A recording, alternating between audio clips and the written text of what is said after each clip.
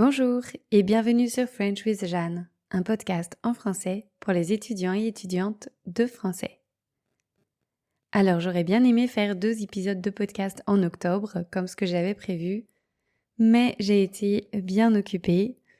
Mon emploi du temps est bien rempli en ce moment entre les cours de français en ligne, ceux que je donne à la fac, et puis les cours de danse hebdomadaires. Ça fait beaucoup, ça me demande beaucoup de temps de préparation, donc voilà, quand j'arrive pas à mettre un épisode de podcast dans la semaine, je me dis tant pis. Mais aujourd'hui j'ai un peu de temps, du coup je vais en profiter pour vous raconter le week-end qui vient de s'écouler, puisque je suis allée à Paris. Donc je suis partie avec mon copain Giovanni et avec Camille, une de nos amies, et on était motivés pour aller là-bas parce qu'on avait repéré une soirée danse, une soirée kizomba. On était motivés pour aller à cette soirée parce que c'était Halloween, donc on avait envie de changer un peu. Et puis, c'est une soirée où il y a 4 salles de danse différentes. Donc, il y a 4 ambiances, 4 styles de musique différents. Et ça arrive pas très souvent, voire rarement, là où on habite, parce qu'il n'y a pas assez de monde pour faire des aussi grosses soirées. Donc, on est parti le vendredi soir, après le travail. On est allé à la soirée, qui a terminé vers 5h du matin. On avait loué un Airbnb juste à côté, donc on est rentré se coucher ensuite. Et le lendemain, on a dormi jusqu'à tard, évidemment, parce qu'il faut quand même rattraper le sommeil et la fatigue. Mais ensuite, on a profité des quelques heures de lumière qu'il nous restait pour aller nous promener à Paris. C'est quelque chose que je fais rarement parce que souvent, moi, quand je vais à Paris, c'est pour les festivals de danse et dans ces cas-là, on ne prend pas du tout le temps de visiter la ville. Là, comme c'était juste une soirée, on avait le reste du week-end pour faire ça. Et Camille n'avait jamais vraiment visité Paris, elle avait seulement vu la Tour Eiffel. Donc on s'est motivés, on a pris le RER et puis le métro pour aller dans le centre-ville. Et on a commencé par aller voir Notre-Dame de Paris, donc la cathédrale de Paris. On est arrivé là-bas au bon moment parce que c'était au moment de la tombée de la nuit. Donc on a vu la cathédrale de jour et puis on l'a vu s'illuminer. C'était quand même la fin de la journée, mais il y avait encore une longue queue pour entrer dans la cathédrale. On a décidé de pas rentrer, de simplement l'admirer de l'extérieur. Mais on a eu de la chance parce qu'au moment où on est arrivé, les cloches sonnaient. Et moi, j'ai beaucoup aimé cette ambiance. Après ça, on a continué, on s'est promené à pied et on est allé jusqu'au Louvre. Donc le Louvre, c'est le grand musée de Paris, très célèbre. Encore plus célèbre dernièrement puisque vous avez sûrement entendu aux informations qu'il y a eu un vol dans ce musée il y a quelques semaines. Ça a beaucoup fait rire tout le monde parce que c'était un vol un peu surprenant puisque déjà il a été commis 2 jours, je crois vers 9h30 du matin et que les suspects n'ont pas été encore identifiés, il me semble. Mais bref, nous on n'avait pas prévu de le visiter parce que je pense que si on veut le visiter, il faut prendre un billet en avance. Mais on est quand même rentré dans la cour intérieure du musée. C'est vraiment des bâtiments qui sont très beaux, surtout la nuit quand ils sont tout illuminés.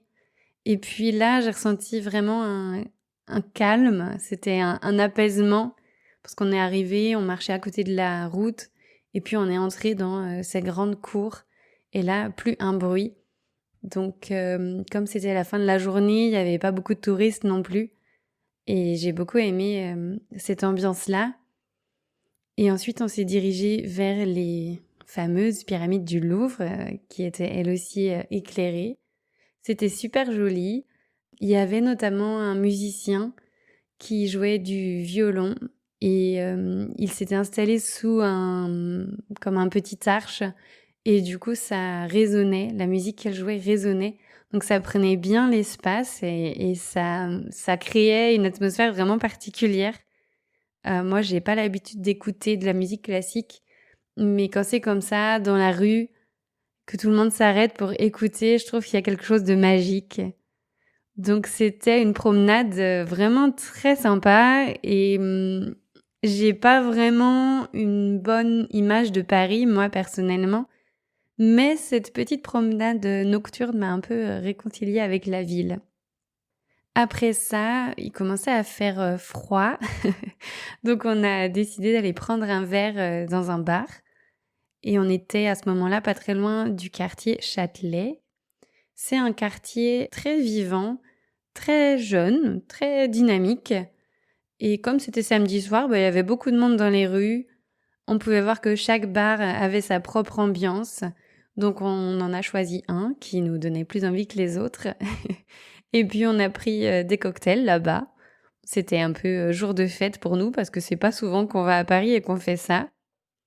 Et puis ensuite, on a cherché un restaurant pour dîner. On aime bien tous les trois la cuisine asiatique et Camille adore la cuisine coréenne. Du coup, on a choisi de dîner dans un restaurant coréen et de faire un barbecue coréen. Donc avec Camille, on a partagé un plat de bœuf bulgogi et de noodles dont j'ai oublié le nom mais qui sont faites à base de patates douces, il me semble. Et c'était très très bon, on s'est vraiment régalé. Ensuite, on s'est souvenu qu'on n'habitait pas, enfin que notre Airbnb n'était pas dans le centre-ville de Paris. Et donc, il fallait qu'on regarde comment rentrer à la maison. Donc, on s'est aperçu qu'il fallait partir rapidement si on voulait ne pas avoir à attendre une demi-heure dans le froid, le prochain RER. Donc là, on s'est dépêché, on a un peu couru. D'autant plus que c'est pas très pratique, mais à Paris, on est obligé d'acheter un titre de transport soit aux machines, soit en ligne via une application. À Rennes, en fait, on peut juste monter dans n'importe quel bus ou prendre le métro et payer directement avec sa carte bancaire, ce que je trouve vraiment très très pratique, très rapide. Bref, tout est bien qui finit bien. On a réussi à avoir notre RER et à rentrer chez nous tranquillement. On est rentré le dimanche. On n'a pas trop traîné parce qu'il fallait libérer le Airbnb à 11h. Et donc, on est rentré à Rennes ensuite. C'est pas très loin. Ça nous a pris 3h30 de route. Donc voilà, quand on est à 3 dans la voiture, nous, ça nous dérange pas trop de faire un peu de route comme ça pour un week-end. Et donc, on a eu de la chance parce que comme on n'est pas rentré très tard, on a pu aller directement à un événement de danse là où on habite. Et on a terminé le week-end sur la piste. Voilà, c'était un très bon week-end pour nous. C'était très sympa de changer de décor, de se promener dans les rues de Paris, de changer d'air un peu et de profiter un peu de la capitale et de toute la beauté de Paris.